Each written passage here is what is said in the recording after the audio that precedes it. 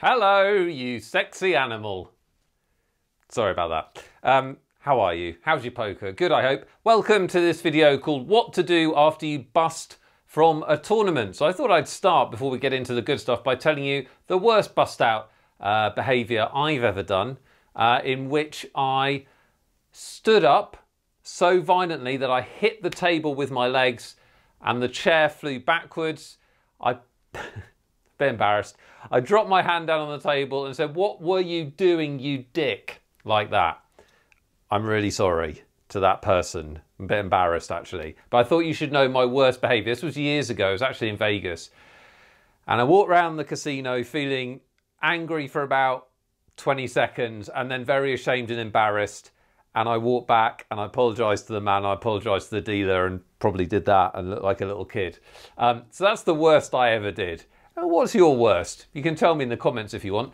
What I want to do in this video is stop you doing that, but actually I want to give you some constructive advice as to what you do after you bust a tournament. Because busting a tournament, if it's a live event, is an emotional thing. If it's a big event, it's an emotional thing. If it's online, it can be an emotional thing. It just depends. Sometimes if it's online, you're playing like 10 events, it doesn't matter.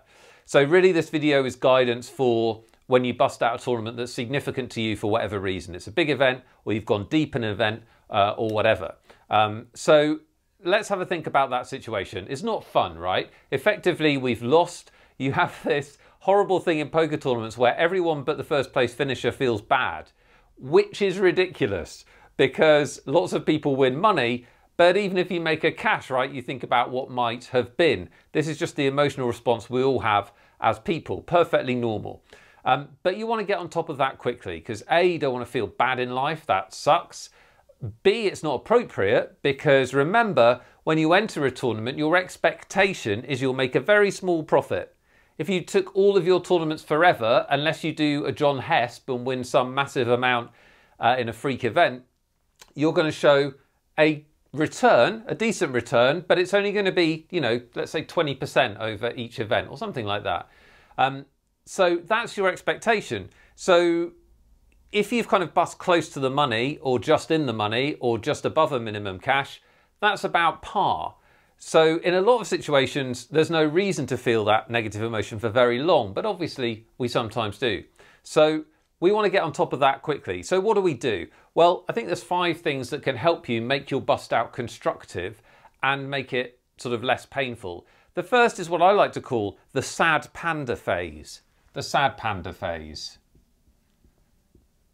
Sad panda phase.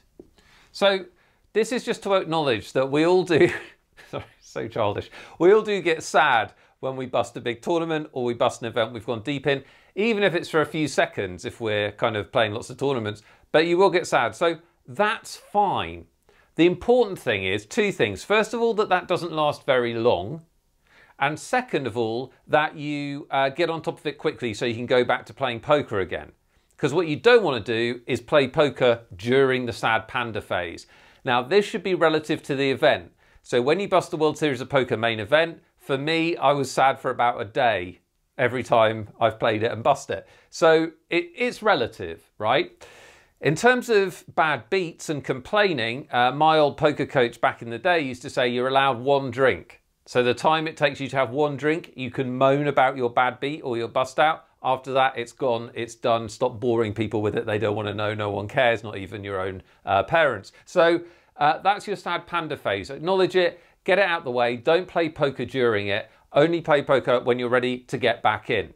So now how can we use our bust out constructively? Well, after you've bust, can be during the sad panda phase or after it, make sure you have a record of the big hands you've played. If you're playing online, I really hope you've got a poker tracking program of some kind. Hold'em Manager is my favorite, but whatever works for you.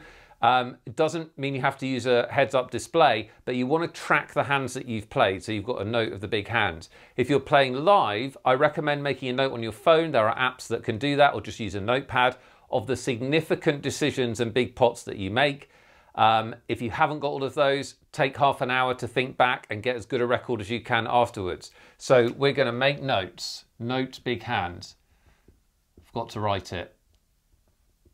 I know you saw me forget to write it. No big hands. Now, what we're not going to do is analyze them. We're not going to analyze them because you are in an emotional state, even if you're just a little bit annoyed or upset, and you could be very, analyzing hands is something that should be done in the cold, objective mindset of a poker computer, right? Not in the, I can't believe he called, or I can't believe he got there, not in that mindset, because that's not going to allow you to assess your decisions properly. So you're going to note them down, and then if your brain is bugging you, because our brains hate open loops, they hate, you may have noticed, if you don't have the answer to a question or you don't have some information, they'll bug you with a loop. So you're going to close that loop by saying, thanks for reminding me, brain, but I've made a note of it and I'm going to look at it later. Now, on to the next thing in my life. Because if you're going to play a tournament and then you're going to go out with your friends or family or loved ones, or you're going to go and do something else or whatever, you want that thing to be fun and enjoyable or whatever. You don't want it to be bothered by the tournament you've just bust from, because that's done. You can't change it, right? Leave it behind. Similarly, if you're going to go and play more poker, that needs to be done, right? Because if you're bugged by it, you won't play well. The number of times I see people make the mistake of busting a tournament and then jumping into another significant game, like often a cash game, right? Those are the players, as a cash game player, you want to see come to your table, because often they are not happy, they'll tilt, whatever. So you don't want to be one of those players. That's bad. So the next thing is to ask yourself, can you play more? Play more, question mark. Now, if you're playing online and you're playing several events, you're not going to have the luxury of making this decision right now. What you may want to do is take a proper break. Now, it's going to cost you some money in blinds. You've got to work out whether it's worth it. But if you do need to take a break because you've busted an event that you were deep in and it's affected you, then do it, right? Take a proper 2 minutes away, some deep breathing exercises, refocus and come back. If you've busted your last event or a live event, and you still want to play more because it's early or you've got the taste for it or whatever, ask yourself, am I in a state to play my A game? Am I in a state to play my A game? You've got to be super honest with yourself here, because no one else can do it for you.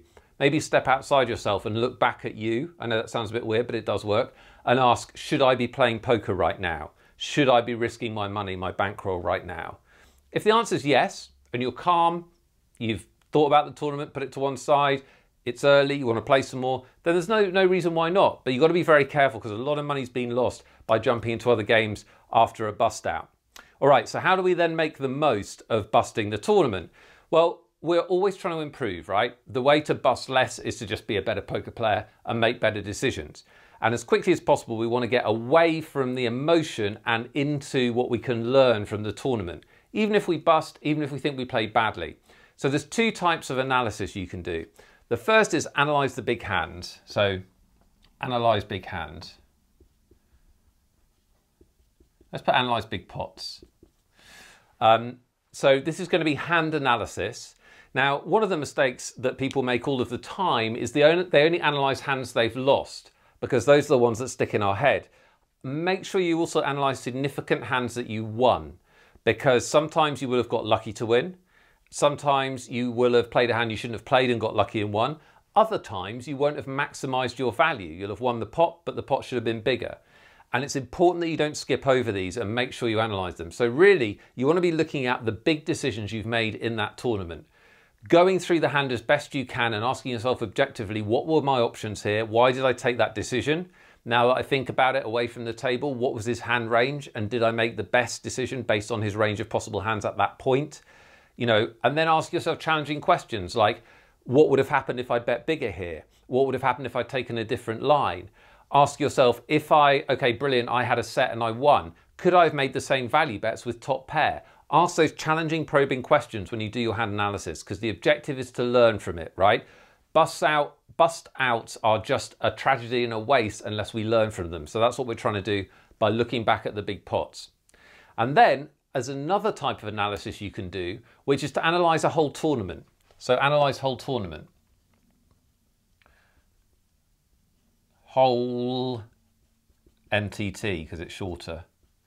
So I wouldn't recommend that you do this that often because it takes time.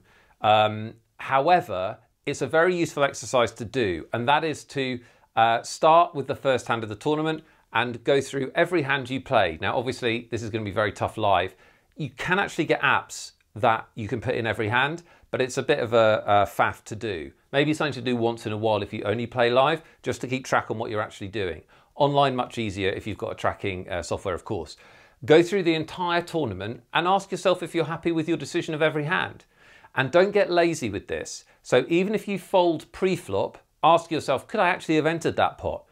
That guy raised and I didn't have a good hand, but actually he was raising a lot. Could I have 3-bet him? So use this opportunity to look at your tournament play overall. You're looking to find improvements, find weaknesses that you are doing consistently, which is something you should work on, specific things that you might have missed that you need to go away and study, stuff like that. It really is worth going through a whole event and looking at what you actually do at the table, because poker is a game that's very easy to get into denial with. So I think this is valuable as well.